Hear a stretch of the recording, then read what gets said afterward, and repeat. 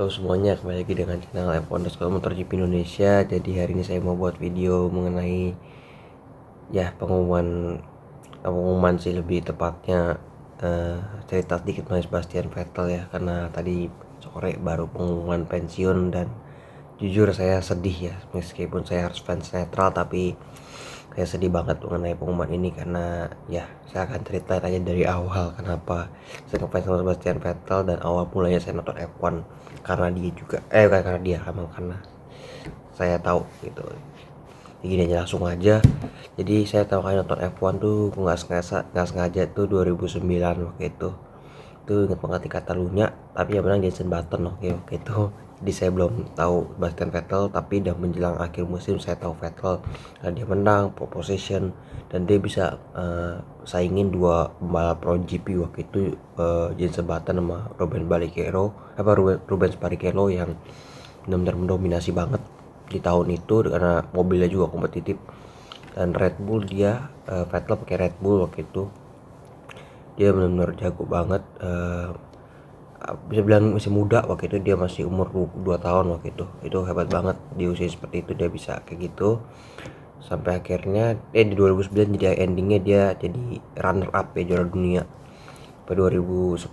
Nah itu saya udah mulai nonton F1 saya keseluruhan, nggak kayak sepatah-patah lagi, kayak udah mulai nonton sering lah ibarat. Karena jadi saya nonton tuh benar Vettel luar biasa juga, bisa saingin waktu itu 2010 mobil Red Bull termasuk yang tercepat, tapi ada McLaren, ada Ferrari yang juga cepat gitu kan. Dan Vettel yang paling seru tuh 2010 di Abu Dhabi, dan Vettel bisa menangkan juara dunia mengalahkan Alonso yang udah pengalaman waktu itu.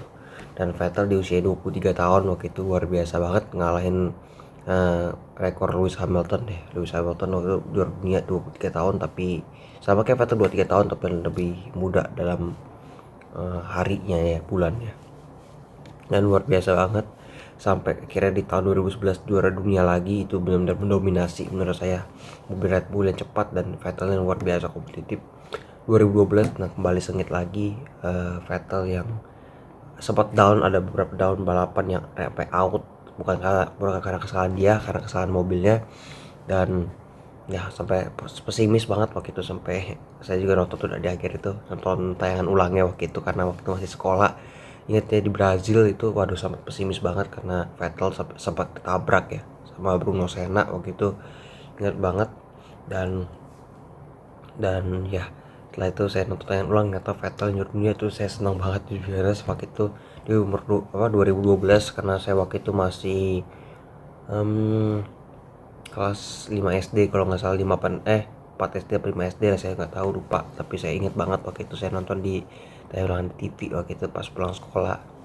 Itu luar biasa banget sampai tahun 2013, dan itu Vettel mendominasi banget, itu luar biasa. Nggak ada yang bisa ngalahin Vettel di tahun, maksudnya pembalap lain yang seperti Vettel di tahun itu, kayak Michael Schumacher atau Hamilton. Menurut saya itu ya sedikit kalah dari mendominasinya Vettel di tahun 2013.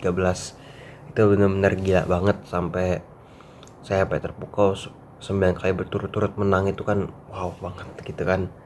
Dan nama dia juga mobilnya juga kencang ya, Red Bull, nggak usah dipungkiri. Sampai akhirnya di tahun 2014 itu perubahan regulasi, dan Red Bull nggak diuntungkan hal itu. Vettel bukan menurun sih, yang struggle, kalah sama teammate barunya itu, Daniel Ricciardo.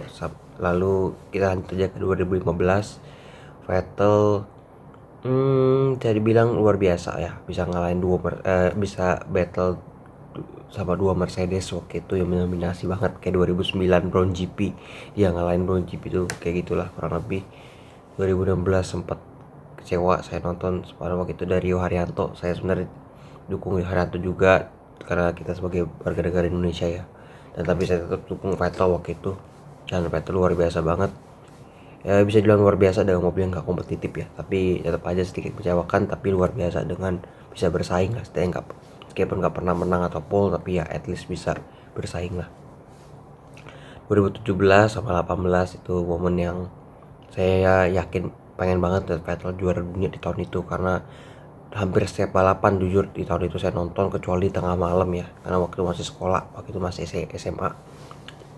Jadi saya benar-benar nonton balapan ketika malam, dan ada yang siang juga dan tengah malam saya nonton. Tapi ya at least saya kecewa dengan, ya oke lah dia gak juara dunia, tapi at least dia masih top 3 klasmen ya, sampai akhirnya di 2019 dan ya performanya menurun, kalah sama satu tim ya, waktu itu Leclerc yang luar biasa ya, yang pembalap muda yang habis juara GP3 dan Formula 2 waktu itu.